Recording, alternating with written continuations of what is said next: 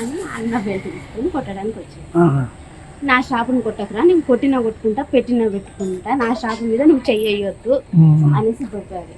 దొబ్బినా కూడా ఆగలేదు అన్న, మనోజ్ అని ఆగలేదు. దానివల్ల దెబ్బ కొట్టిండు అన్న. సార్ ఏంటంటే కొట్టొద్దు నా షాపు, నేను భయం పెట్టుకుంటాను, కొట్టకురా అన్నాడు.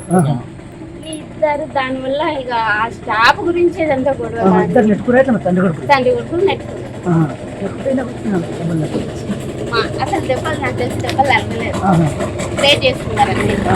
దెబ్బలు తగినంత ఇది ఏం పాతవి ఉన్నాయి, అది ఇది ఒకటేసారి. అన్నదమ్ములకు మంచి పద్ధతులు ఉన్నాయి. ఈమెను మౌనిక మేడం చేసుకోవడం ఇష్టం లేదు, ఫస్ట్ నుండి వాళ్ళకి ఇష్టం లేదు.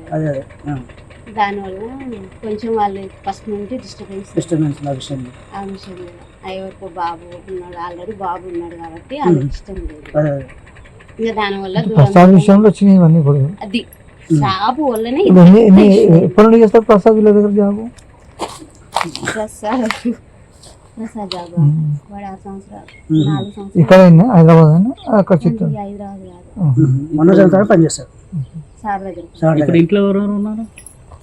మనోజ్ నుండి మౌనిక ముందు అమ్మ సార్ లేడా? మార్నింగ్ మేడం వచ్చి ప్రసన్న మేడం వచ్చింది కదా, మధ్యాహ్నం అంటే ఏమన్నా సంజాయించిందా లేకపోతే చెప్తుంది ఇంకా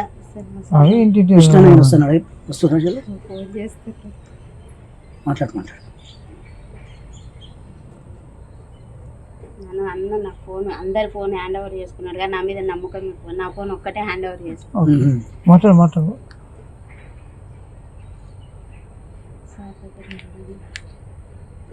ఎన్ని గంటలకు అయింది? నైట్, శనివారం నైట్.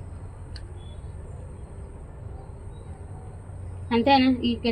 ఇంకా సారు ఇక్కడ ఏం జరుగుతుందో తెలుసుకోరా అని ఫోన్ చేద్దాం అన్న. రాడు, నాకు తెలిసి మా విష్ణు అన్న రాడు కానీ ఈయన భయం ఏంటంటే విష్ణు అన్న ఏంటంటే సారు మీద చెయ్యేసిన ఎవరన్నా ఏమన్నా అన్న ఒప్పుకోడు. ప్రాణం తండ్రి కొడుకు పెద్ద కొడుకు చెయ్యేసిండు. అందుకని డాడీని ముట్టుకుంటావా అని కోపం ఉంటుంది అన్నకు, అంతే తప్ప. మొన్న వచ్చారు, టపాకాయలు కాల్చారు, పాపకు 1,00,000 రూపాయలు చేతిలో పెట్టారు, మంచిగా ఉన్నారు. మనోజ్ పాపం